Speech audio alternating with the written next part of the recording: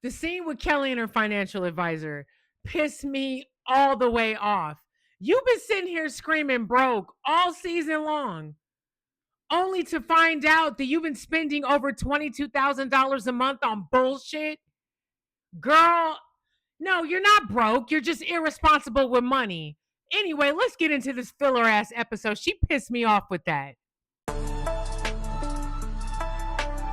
Welcome to the Asia Esterak Hour, where film meets conspiracy and pop culture gets a reality check. From sharp recaps to sci-fi theories and media deep dives, Asia Esterak serves it unfiltered. Let the binge begin. All right, welcome back to the Asia Esterak Hour. I am Asia Esterak.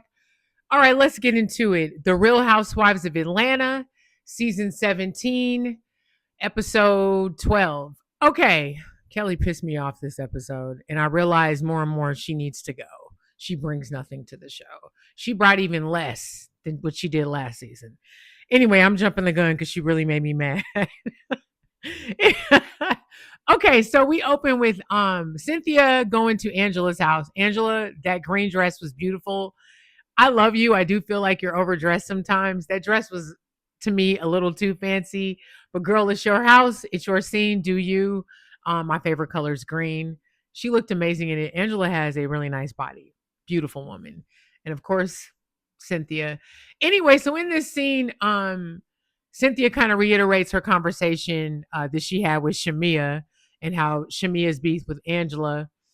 Angela is sticking to the whole sleeping with the Hawks players, the basketball players. It's funny, she's not saying allegedly or nothing.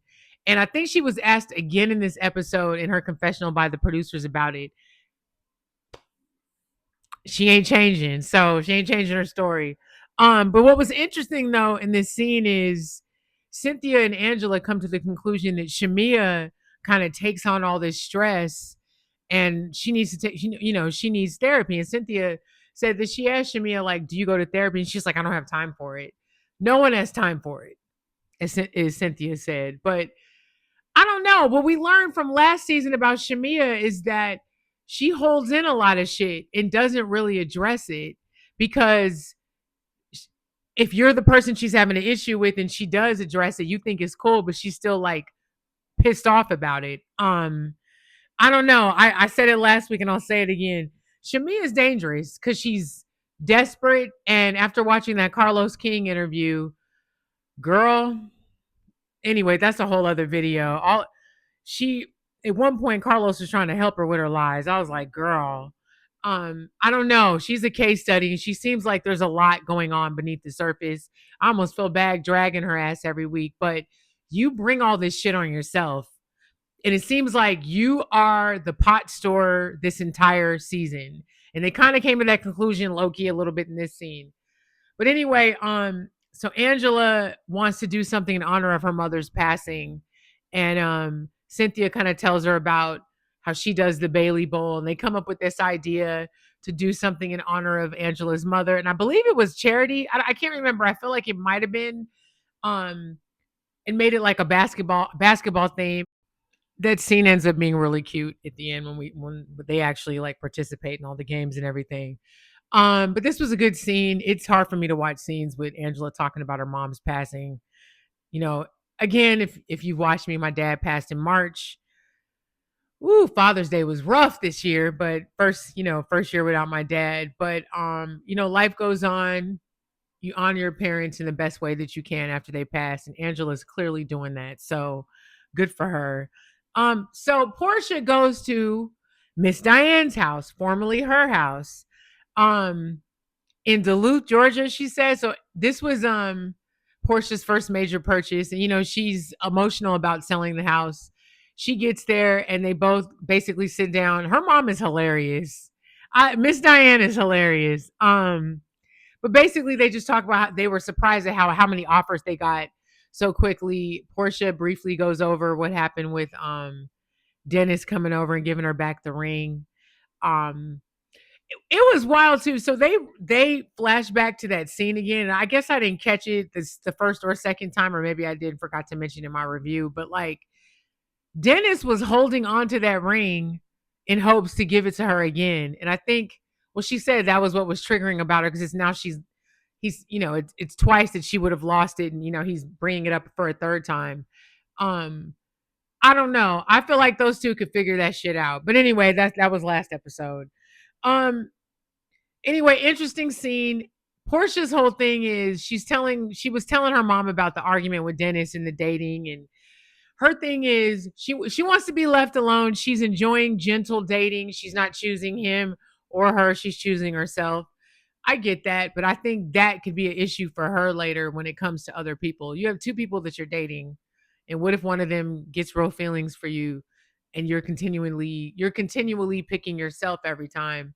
Um I get what she's doing, but Portia, it seems like you haven't healed from Dennis, and it just seems like everybody that you're dating right now is just a pacifier for you're just pacifying yourself for now, not as opposed to like growing and changing.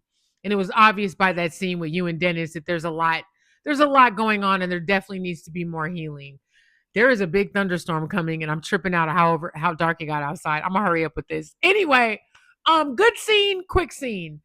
So the next scene is Kelly and her accountant or this new financial advisor. This scene pissed me off because you've been talking about how broke you are and how you're having to foot the bill for everything. And I understand all that. I mean, I'm a single 45-year-old woman. I don't have any kids, but like, I mean, I get it. I don't get any help. I would love some help. I live in Trump's America right now. It's expensive than a motherfucker. It's hard to survive. And I can't imagine. My whole point of saying that is I couldn't imagine if I had a kid right now in this current economy. I'm barely staying afloat with just myself and these two cats. So I look at you, Kelly. You have a much bigger platform and access than I do. And you're over here crying about not having any money. And you have 4 kids to take care of. But you sit down with this financial advisor. And I loved him, by the way, because he was direct and straight to it and like oddly handsome. I was feeling him. But when he was asking her how much money she spends on her hair, how much money she spends on her makeup, her clothing budget a month, why do you need to buy a certain amount of clothes every month? When he brought up Cha Cha and she was like, "What are you telling me to get rid of the dog?" And he's like, "No," but it was just I was looking at her like, you lost your fucking mind. How can there's no way you're a successful businesswoman if you're living this high above your means. There's just no way. So then he's talking about the profit she brings in each month versus what goes out. And of course, what went out far outweighed what came in. But when he was talking about her restaurants, I thought it was interesting because she was saying usually when she opens a restaurant, it turns a profit immediately. I think I call bullshit. Is someone who owned a brick and mortar, I just don't see that. No, especially a restaurant. It's just, I don't know, Kelly, it's giving delusional, darling, because the output versus the input was fucking amazing. It's amazing how much money you waste on just yourself. None of that shit in there, including your kids. But it was interesting because Bravo did a flashback to when she gave her daughter that Chanel bag and a bunch of other shit for her Sweet 16 last year. It just seems like you're extremely materialistic and you can't keep up with your taste.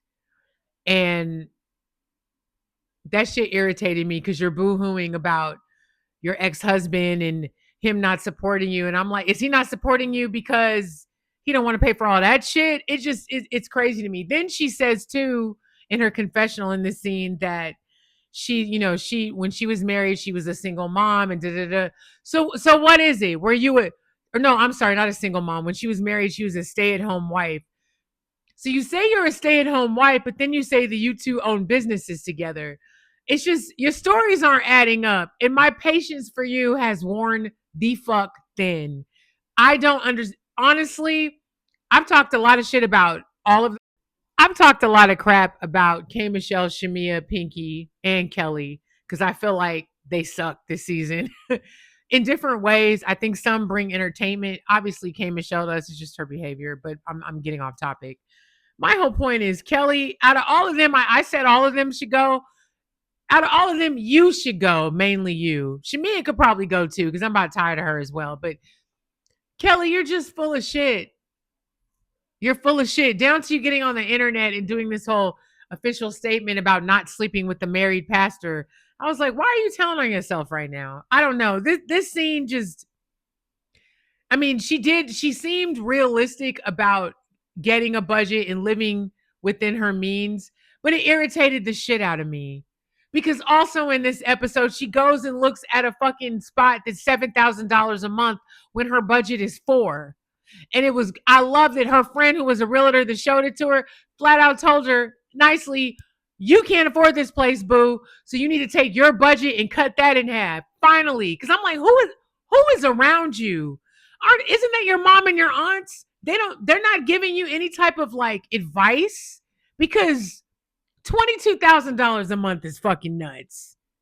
And when he taught her car payment and shit, like, why do you need to drive a Range Rover? Why is that necessary? Her insurance was like 600. That shit pissed me off. I'm just like, is somebody, and I don't even consider myself that great with money, but I'm responsible enough where I know how to pay bills and stay the fuck out of debt. Like, what? Now, I was in debt at one point, very dumb in my late 20s, late 30s. But I'm just saying, like, Kelly, I would expect you to be better at it than me. The way you talking, that shit was crazy. That was crazy. Kelly, you're off the chain. Okay. Okay, so we get to K Michelle. So K Michelle goes to her doctor that has been on this journey with her as far as fixing all the stuff from getting the BBL and all the stuff. Anyway, so she's all healed. She comes in and she wants to talk to him about getting implants to sort of shape the butt now. I loved his reaction because my reaction was like, girl, are you crazy? You just finished healing? So he flat out, he said that I don't think that would be a good idea right now. You have too much scar tissue and basically tells her no. Now, Kay, why don't you sit your ass down for a year? It seems like you've never really fully healed. You're always going. I mean, you were on an IV on Love and Hip Hop Hollywood, and that's been quite a few years now. I've lived in Maryland, almost 9 years. The last time that happened on Love and Hip Hop, that was quite a minute ago. And for you to still be dealing with the same shit with that chunk of time, you need to sit down and like heal. I totally agree with the doctor. I don't know.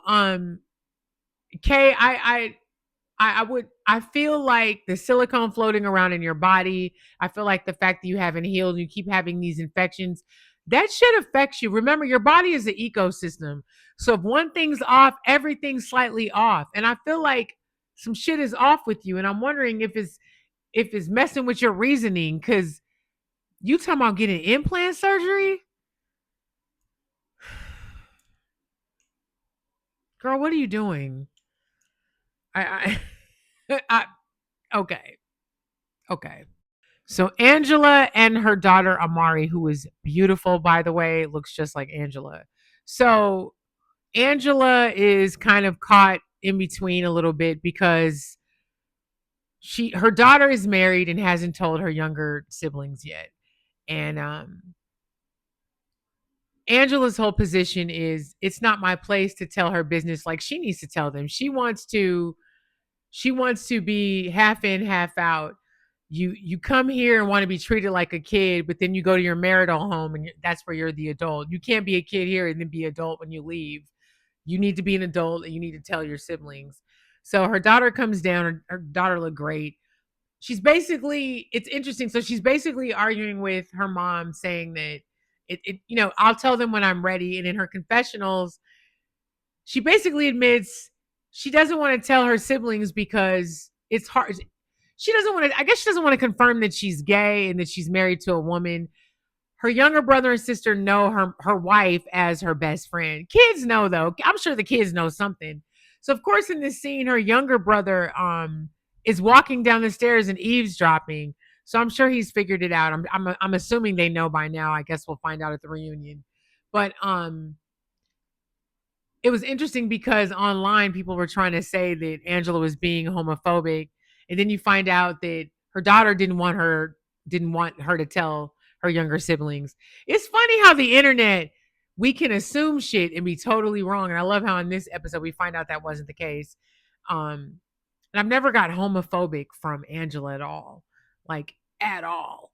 Um, but I'm also not gay, so maybe somebody gay would, pick up on something differently, but I don't get that from her. I get homophobia from Phaedra, or at least I used to, and Portia used to. The irony that she did that whole sermon and now she's dating a chick. That's usually how it goes, though. Come on. Anyway, look at all these Republicans against gay stuff and look at them now. Not to be political, but it's the ones that be screaming the loudest to be about it.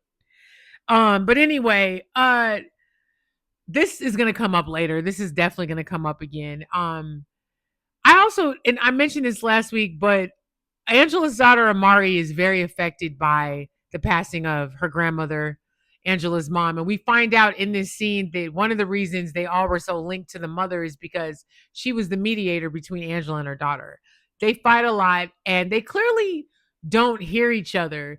It seems like they want the same result, but they're not hearing each other. And I think that her daughter, I think Angela's right. Amari, you need to grow up. You a whole, you grown, you married. You need to stand in your truth and tell your siblings. Honestly, feel like the kids already know and don't care. Usually, kids be knowing they don't give a shit. And if they did give a shit, they would tell you because kids are honest. Anyway, so we have a quick scene with Shamia and her mom. And something that Shamia had mentioned to Cynthia, which she talks about in the scene earlier with Angela, is that Shamia had mentioned her mother's health, but didn't go into it deeply. Um, I honestly think Shamia's bullshits everything. So I don't even know if that's true or not. I hope it's not, but I hope that she wouldn't make up some shit like that either. But I don't know. Shamia is it's hard for me to believe anything that Shamia says because she puts 20 on 10 and she be making shit up to fit her narrative.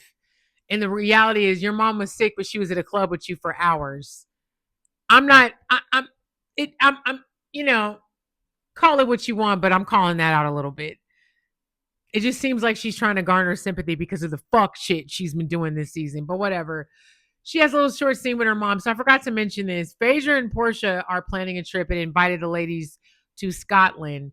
Now, if you guys remember, they were on the show Traitors, which takes place in Scotland. It's actually filmed there in a castle. So they're going to Scotland. That's going to be fun. That's what's funny. This episode is a filler. Every episode on any Housewives franchise before a trip out of town, usually an international trip, is low-key a little boring.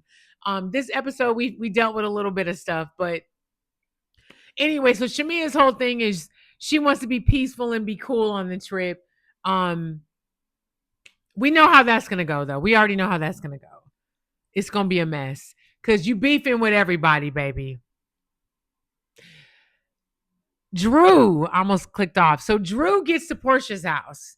I'm glad to see that they're like cool again, and they actually joke about it. So in this scene, we find out that Portia's Go Naked, I guess, is doing really well, and she has the opportunity to do some wig lines. And she offered, I forget who she offered a wig line to, and she wants Drew to have one. So Drew's gonna have her own wig line. What I liked in this scene is Drew said, I didn't do it right before, so let's do it right now. Let's do it correct this time. I have a new management team, so have my people get with your people and we'll do it correctly. And last season that whole thing was a mess because she did some shit beyond what she wasn't supposed to, I guess, with being a Go Naked ambassador. But it's cool to see these ladies being cool. And I like that despite everything that happened last season, Portia still kept Drew as a brand ambassador, which is kind of dope. And I'm not, this is no shade to Portia. I didn't realize Go Naked was doing as well as it's done. She's had this company a while. So again, we also find out in this scene, I don't know if you guys remember in the blog that because Drew brings up that this Simon had was able to get Portia's citizenship revoked from Nigeria and she can't go there. That was funny how they were joking about it. Like, why would she need to go there? Oh, Simon. So we have a scene that I'm not going to get too deep into because it'll make me cry. But we have a scene with Angela and her daughter. They end up doing a this is slightly crooked. So they do a web session, therapy session with Angela's therapist. Um, they just kind of talked about the passing of her mom and the issues between them two, and Amari telling her siblings that she's married. Um, Good scene, but one thing that bothered me, I thought it was wild that Angela and her daughter were both drinking while in this scene having a Zoom session with the therapist. I thought that was counterproductive. I'm assuming it wasn't. I don't know if Angela's was alcohol, but it was a martini. It looked like a martini. It looked like a dry martini. And her daughter looked like she was drinking wine. I wasn't feeling that. I'm like, how are you? But whatever. Okay. Um, I actually skipped this scene because I talked about it briefly, but Kelly done pissed me off this episode. But Kelly has a scene with her realtor where she goes to look at a $7,000 nice ass house, $7,000 a month rent house. Her budget's 4,000. Her friend who was a realtor kept it to her straight. I just think it's crazy that Kelly. I'm finding you hard to believe because your decision making is so counterproductive to what you've been saying you've been doing as far as business wise. If you're good at business, then why is it that in your personal life you don't know how to make sound decisions when it comes to your finances? The math ain't mathing, like at all for me. At all. Anyway, so we get to the Bailey situation, Angela's memorial to her mom, the basketball tournament. Everybody shows up with their own groups of everybody that they brought. I was rolling. So Pinky brought, of course, her husband, um, I think her friend, everybody that she, at the restaurant, these two big thick dudes. That shit was hilarious because everybody was like, what are they gonna do? Um uh Shamia brought her whole squad. First of all, Shamia was wearing these pleather vinyl pants. This a field day. Y'all about to play basketball. I was so confused. I was like, okay, girl. Drew brought her whole squad. I think her manager and like her whole team. Um, and it was funny because later on, I forget who made the joke, but they were like, we should have brought maybe some of the maybe some more of like the straighter, more athletic friends with us to actually play the game and win. I thought that was funny. It might have been Pinky that said that. I can't remember who said that. Or was it on Bad Boys Dominican Republic? I don't know. It was one of the shows. So Kelly showed up with her squad and she was wearing this like itty bitty little skirt situation with socks and stiletto heels. And she actually played basketball in the stiletto heels. I was like, girl. But they were like, why didn't you don't have any sneakers? She's like, I don't wear sneakers. Okay. Portia showed up with herself, Mike, and I think that was it. And like, I think her sister, maybe her sister wasn't there. Um, anyway, the scenes of them playing basketball, that was funny. Angela actually gave everybody like ironic, funny, cheeky, trolly type team names. She gave Shamia team Sasquatch. That was funny. She made fun of K Michelle. So K Michelle was actually pleasant this episode. When she's like this, I love her. It's just when she's making up shit just because is when I have a problem. Anyway, so I can't. Angela's team ends up winning, which they all were like, "How ironic." So they're all standing around chatting afterwards, and Angela brings up Shamia, and she brings up that you said that I was attacking your marriage, and Shamia's like, "You were," and she goes, "Well, you've been putting out the narrative that I trapped my husband." And so, of course, they reference a podcast. I feel like Shamia gets on these podcasts, starts running her mouth, and forgets what she's saying. She be forgetting what she be saying. You did it with Carlos King, girl. But okay. So I don't know. Um, so what's funny is Shamia's come back to that is, well, you did. You fucked him and that's how you trapped him. And then Portia's like, or Phaedra over to Pinky was like, well, isn't that how you do it? You fuck him, then you marry him. Like, Shamia, Shamia, girl, I don't know, girl. You're someone left this comment on my TikTok on the last review that I did, and I completely 1000% agree with this. Shamia, you should have stayed a friend of. You should have stayed a friend of. Because for you to say in the Carlos King interview that you gained a peach and lost a friend, it sounds like you lost a friend. And according to you, maybe never really were real friends with her like that anyway. Like you were just trying to be on. Because let you tell it, Portia was friends with your sister Glenda. They thought you were boring. And when you realized she had what you wanted, you went for that. I don't know. Shamia, something's off. And I hate to see this for you because I do like you, but I think you're petty as hell and I think you're a little desperate and dangerous. And I think you have an accountability and a truth telling problem. I don't know. Um, I don't think you and Angela are going to be best friends because Angela is not taking back the situation. Yeah, the stuff with the Hawks players, she's not retracting that. She still hasn't. Now, while they're going back and forth, Drew kind of adds her 2 cents with Shamia and says the whole lapdog thing again. And then of course Shamia and her kind of go back and forth. Um, and then Portia's like, lapdog, who's lap? And then Drew takes a sip. I don't think Drew is referring to Portia. I think she's referring to Kay Michelle because Drew mentions what happened when she met up with Shamia. She was just like, you were on some weird shit. Now Drew, Kay Michelle at one point says that she says in her confessional she felt like everybody was piling on Shamia. I agree. I don't think it was intentional. I just think she was in the hot moment. She was in the hot seat. And usually when somebody's in the hot seat is when people pile on and they're not thinking about it. But again, also on the flip side, Shamia, you have coordinated a lot of your own chaos. You have. You have. Um so what's funny is while they kind of stop arguing a little bit, Portia makes a joke about the lapdog, and then Pinky's like, "So, are you guys good?" And Drew's just kind of like, "It's whatever. You know, we tried to talk, it didn't work. It's whatever." And she's like, "And Kay, you and Shamia are good." And Kay's like, "Yeah, we're good." And Shamia, we weren't good. Kay doesn't really say a lot, but she does say in the confessional she felt like they were piling on her, and if Shamia was her friend, she'll address it with her privately. I agree, but Kay, Shamia doesn't even know there's an issue because you haven't told her there was an issue. And I get it. You were probably in shock about that shit that happened at the club with her and her mom. I would have been a little shocked by it too because it was just ridiculous and crazy, outrageous.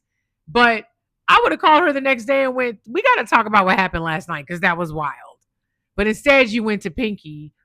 And I understand that too, where you need to get shit off your chest before you address the person.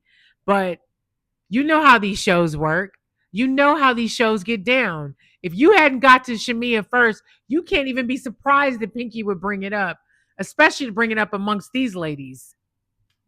I don't know. All that being said, though, K Michelle, Shamia is not your friend. What she said to you at the club, that's not your friend. Um, a little bit of a filler episode. We learned a little bit, but Kelly, girl, I swear, I better not hear nothing about being broke for the rest of this season at all. 22,000 a month. Are you crazy? Anyway, happy Monday, you guys. Have a great week. Gemini season is over, but Cancer season is here. Happy birthday to all you Cancers out there. Stay nice, stay hydrated, and I'm gonna go return these videotapes.